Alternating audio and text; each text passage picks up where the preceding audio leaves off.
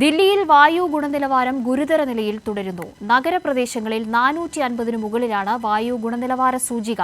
നഗരത്തിലെ മലിനീകരണ തോത് കണക്കിലെടുത്ത് സർക്കാർ ഓഫീസുകളിലെ 50% ജീവനക്കാർക്ക് വർക്ക് ഫ്രം ഹോം ആരംഭിക്കാൻ തീരുമാനമായി.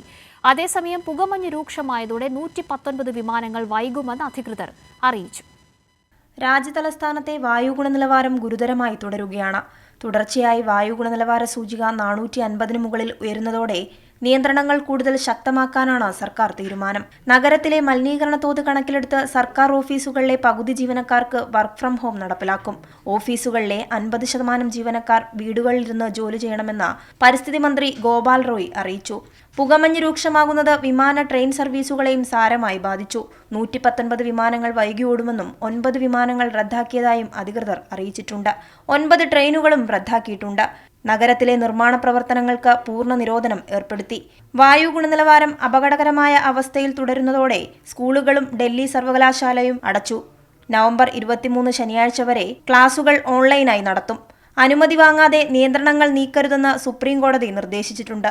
കൈരളി ന്യൂസ്, ദില്ലി.